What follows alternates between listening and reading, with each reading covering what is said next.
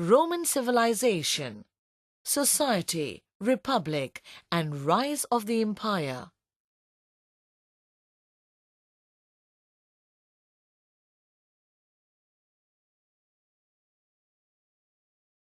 The Romans dominated the ancient world for almost 500 years. At the peak of their power, they controlled an area that extended from the Atlantic coastline of Spain in the west to the shores of Caspian Sea in the east, and from the misty forests of Britain in the north to the sun-baked deserts of Egypt in the south. Rome is the capital of Italy and was thus founded in 753 BC on 7 small hills by the banks of the river Tiber. Italy is a long peninsula bound by the sea on 3 sides and is also a mountainous country. However, the mountains do not break the country into separate parts as they do in Greece. The Romans, both men and women, wore loose-fitting garments. Tunics were popular as everyday wear. People wore togas on special occasions. Wine was popular among all sections of the society. The Romans did not believe in democracy, the way it was in ancient Greece.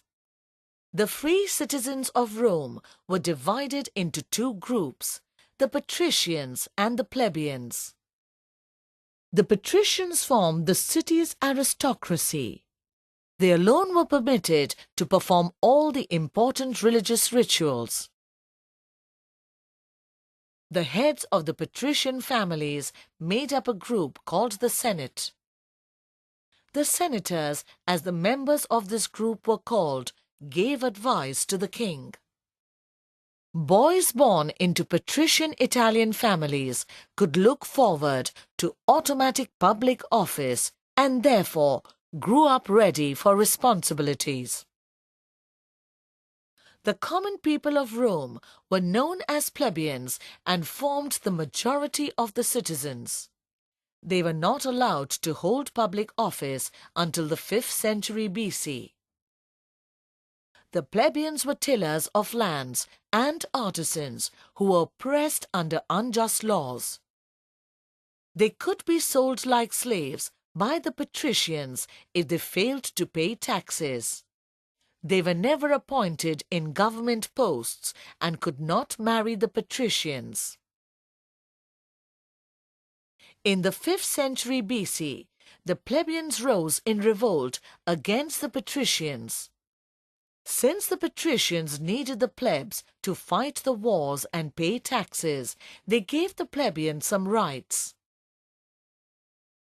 In about 494 BC, the plebeians were given the right to elect their own officials, called tribunes.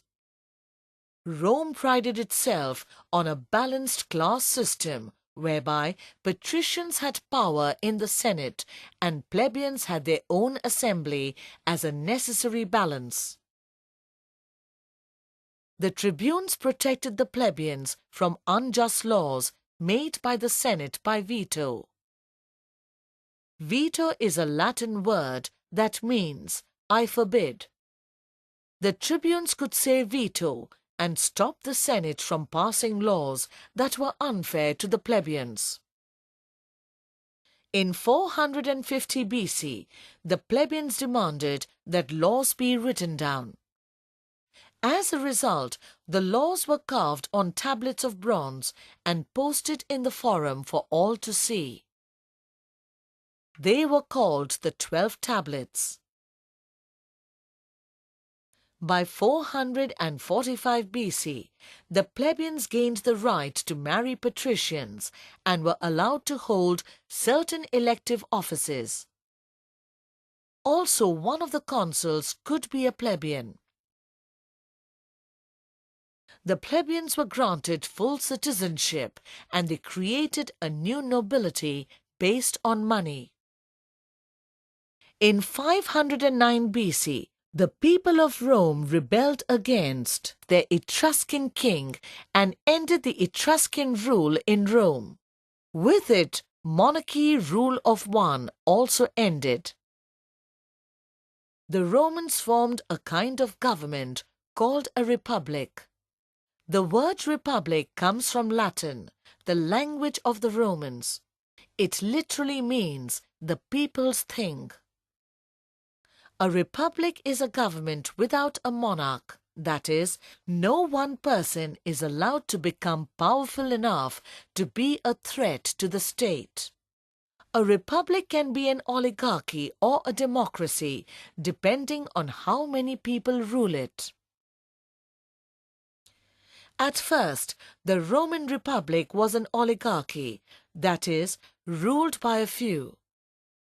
Gradually, the Roman people came to have more say in the government. To replace the king, the Senate of Rome first elected 2 consuls of equal status to serve for 1 year only. They served as rulers and chief judges.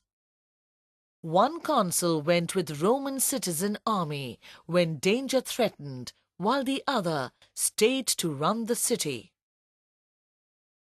In case of an emergency, a dictator was appointed for a temporary period of 6 months only. In a dictatorship, power rests in the hand of one person, generally from the army. To curb excessive personal ambitions, the system encouraged more people to take a hand in the affairs of their city. Freed from Etruscan rule, Rome began to expand its territories. Rome had developed a powerful army which was organized into legions. These were groups of 6,000 foot soldiers. First, people in the neighboring city-states became a part of the Roman Republic.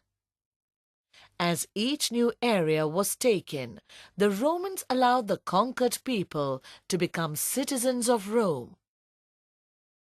The growing trade in farm produce, leather goods and other products brought contacts with new regions and thus created new rivals.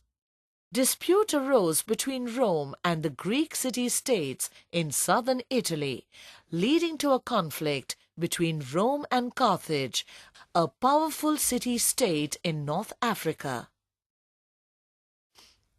Between 264 BC and 146 BC, Carthage and Rome fought 3 wars called the Punic Wars.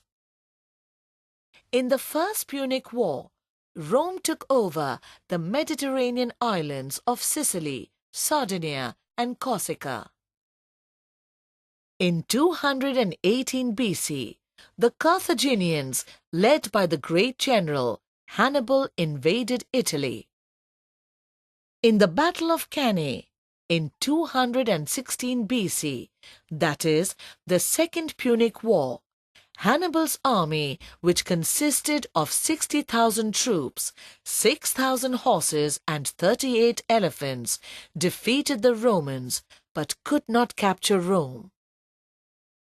Hannibal of Carthage was one of the greatest generals in history and carried the Second Punic War into Italy by crossing the Alps.